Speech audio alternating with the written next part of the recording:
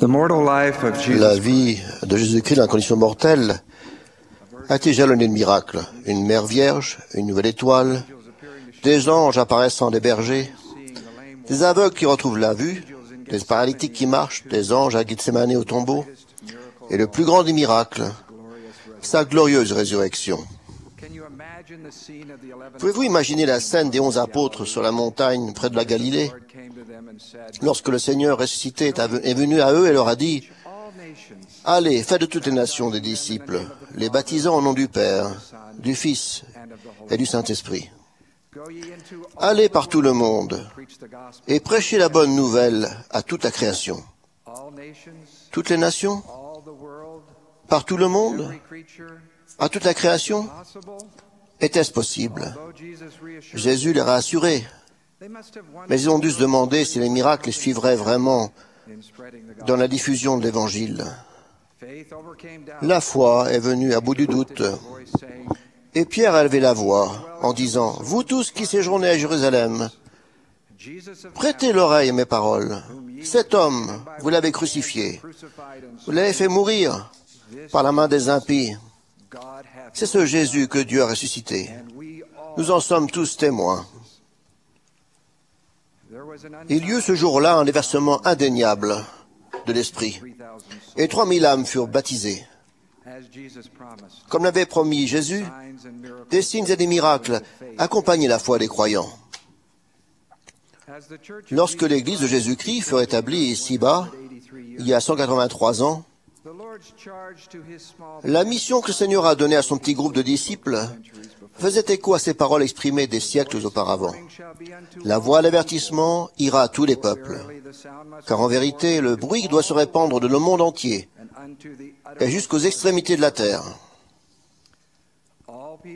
Tous les peuples, dans le monde entier, aux extrémités de la terre, était-ce possible?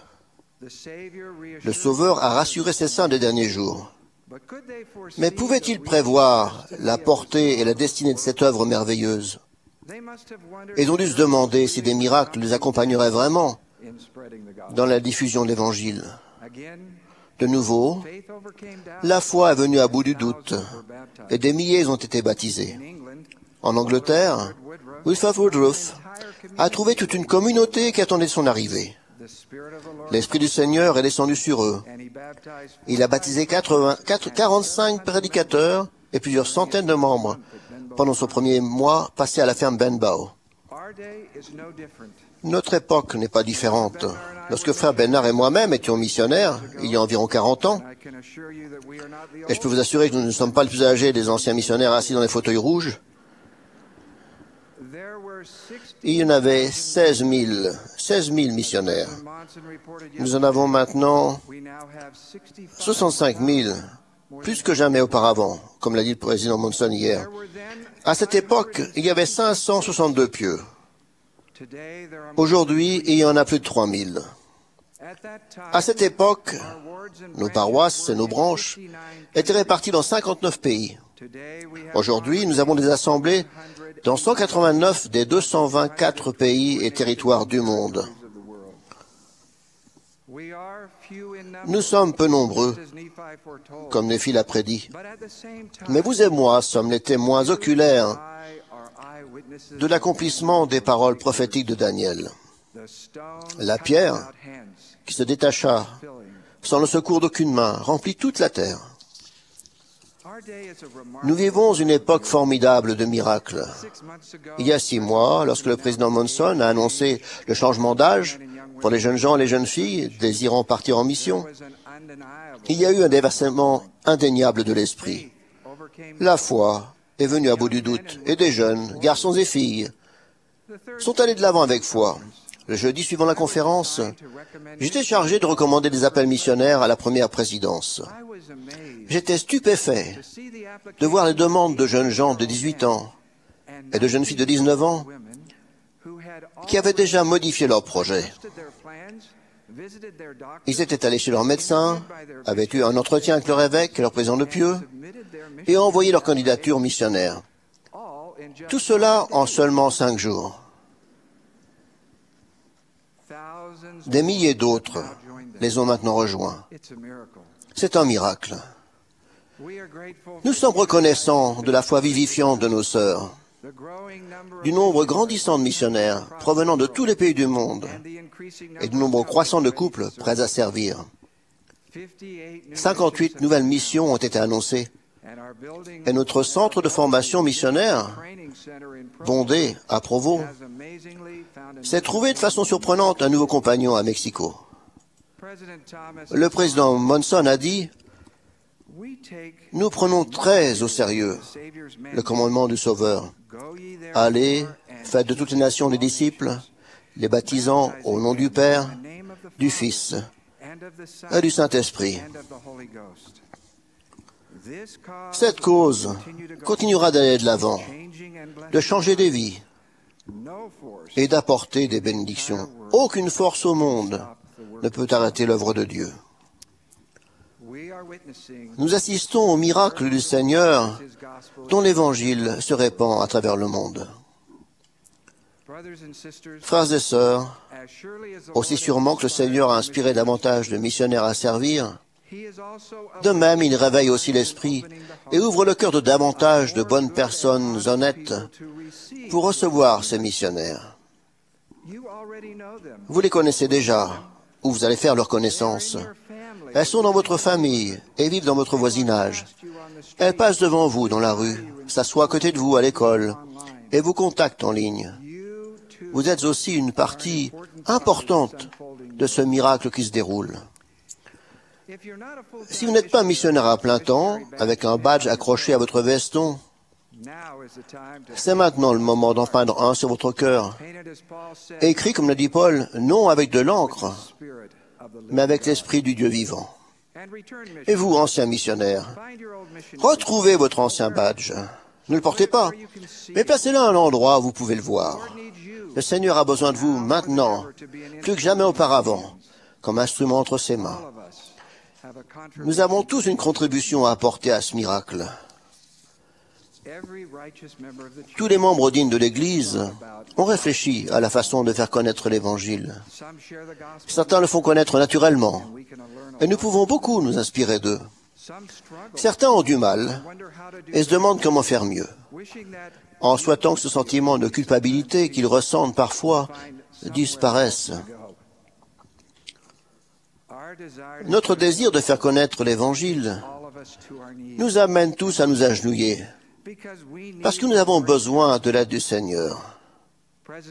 Le président Monson nous a demandé de prier pour les régions où notre influence est limitée et où il ne nous est pas permis de prêcher librement l'Évangile.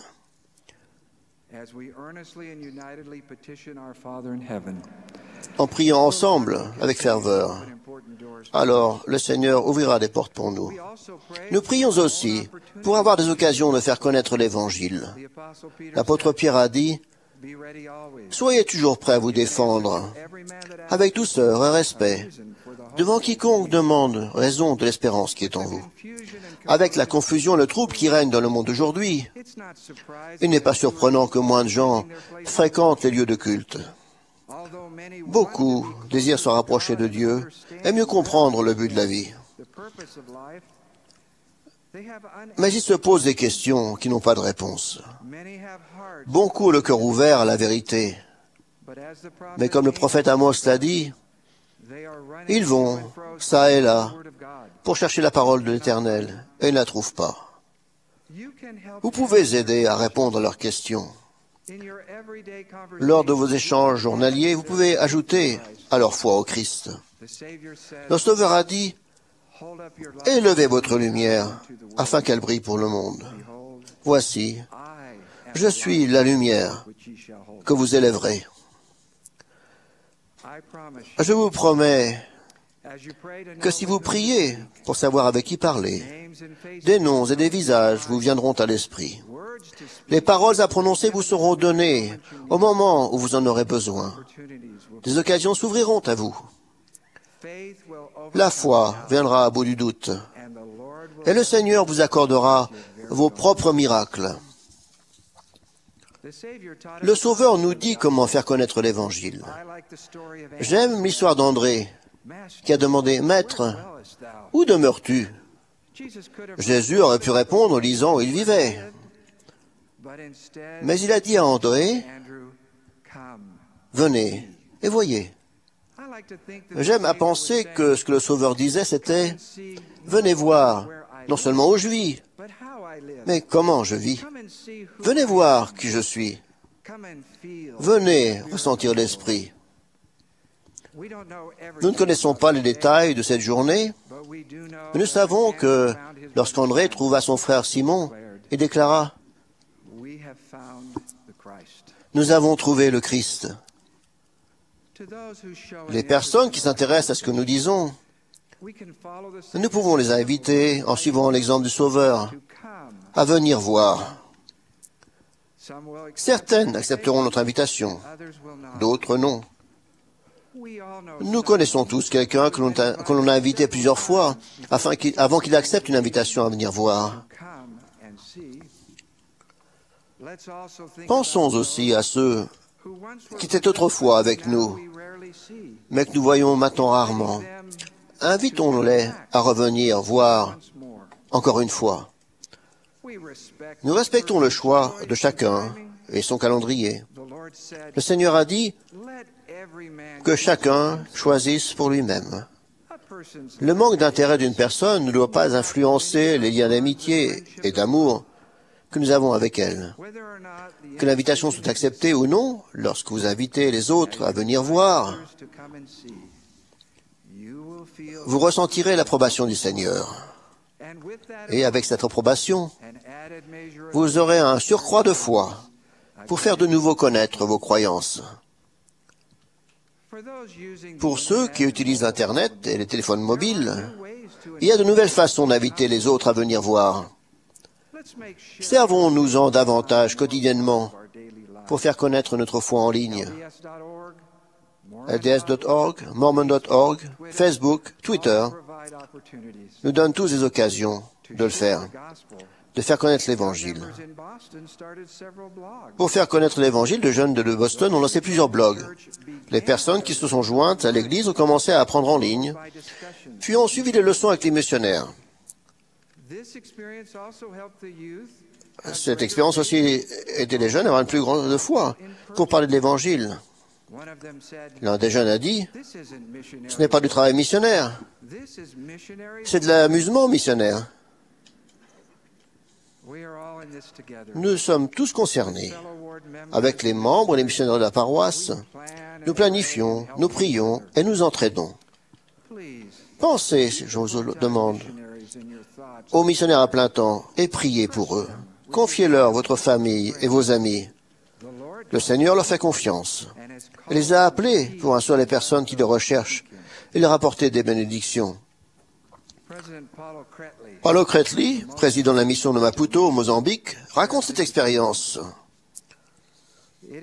Au Mozambique, il est courant que les couples vivent ensemble, sans être mariés, parce que la tradition africaine exige que l'on fournisse une dot très élevée pour se marier, une dot que la plupart des couples ne peuvent se permettre. Les membres et les missionnaires ont réfléchi et prié pour savoir comment aider. La réponse à la prière a été qu'ils aient insisté sur la loi de chasteté et sur l'importance du mariage et de la famille éternelle. Et tout en aidant les couples à se repentir, à se marier légalement, ils allaient enseigner le bonheur que l'on ne peut connaître qu'en suivant Jésus-Christ. Voici une photo de couples dans deux villes du Mozambique. Mariés le vendredi, ils ont été baptisés le samedi avec leurs enfants plus âgés. Les amis et la famille ont été invités à venir voir. Et des centaines sont venus et ont vu. Après le baptême, une sœur a dit, « Il nous fallait choisir entre suivre les traditions de nos pères ou suivre Jésus-Christ. » Nous avons choisi de suivre le Christ. Vous ne vivez peut-être pas au Mozambique, mais à votre façon, selon votre culture, vous pouvez faire connaître l'évangile rétabli de Jésus-Christ. Priez votre Père céleste. C'est son œuvre sacrée. Votre foi grandissant, vous serez guidé dans ce qu'il faut faire. Elle ouvrira les portes, fera tomber les barrages et vous aidera à surmonter les obstacles. Le Seigneur a déclaré, « La voix d'avertissement s'adressera à tous les peuples par la bouche des disciples que je me suis choisis, et nul ne les arrêtera. » Je témoigne que la voix du Seigneur s'adressera aux extrémités de la terre, afin que tous ceux qui veulent entendre. C'est un miracle. C'est un miracle. Au nom de Jésus-Christ. Amen.